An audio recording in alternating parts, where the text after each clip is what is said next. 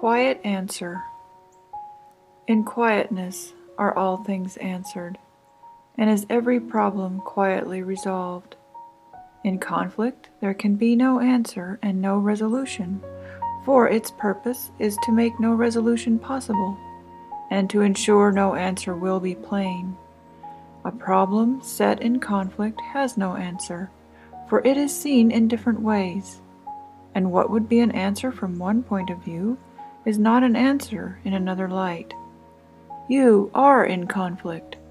Thus it must be clear you cannot answer anything at all, for conflict has no limited effects. Yet if God gave an answer, there must be a way in which your problems are resolved, for what He wills already has been done. Thus it must be that time is not involved, and every problem can be answered now. Yet it must also be that, in your state of mind, solution is impossible. Therefore, God must have given you a way of reaching to another state of mind in which the answer is already there. Such is the holy instant. It is here that all your problems should be brought and left. Here they belong, for here their answer is. And where its answer is, a problem must be simple and be easily resolved. It must be pointless to attempt to solve a problem where the answer cannot be. Yet just as surely it must be resolved, if it is brought to where the answer is. Attempt to solve no problems, but within the holy instant's surety, for there the problem will be answered and resolved. Outside there will be no solution, for there is no answer there that could be found. Nowhere outside a single simple question is ever asked. The world can only ask a double question. One with many answers can have no answers. None of them will do. It does not ask a question to be answered, but only to restate its point of view. All questions asked within this world are but a way of looking, not a question asked. A question asked in hate cannot be answered, because it is an answer in itself. A double question asks and answers, both attesting the same thing in different form. The world asks but one question. It is this: of these illusions, which of them is true? Which ones establish peace and offer joy? And which can bring escape from all the pain of which this world is made? Whatever form the question takes, its purpose is the same. It asks but to establish sin is real, and answers in the form of preference. Which sin do you prefer? That is the one that you should choose. The others are not true. What can the body get that you would want the most of all? It is your servant and also your friend.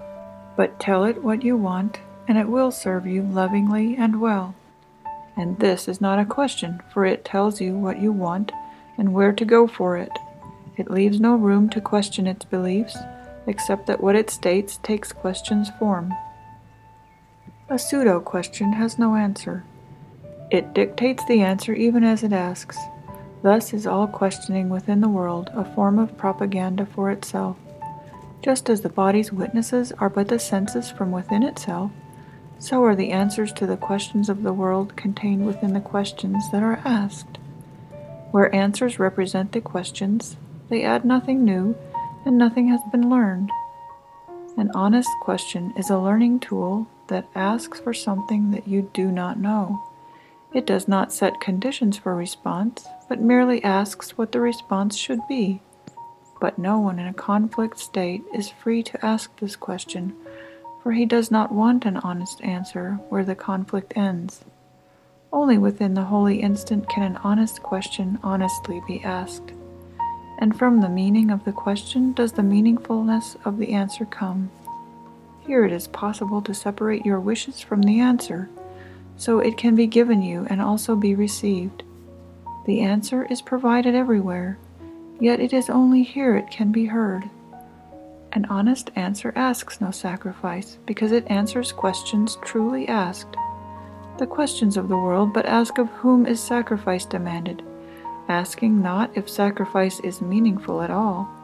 And so, unless the answer tells of whom, it will remain unrecognized, unheard, and thus the question is preserved intact because it gave the answer to itself. The holy instant is the interval in which the mind is still enough to hear an answer that is not entailed within the question asked. It offers something new and different from the question. How could it be answered if it but repeats itself?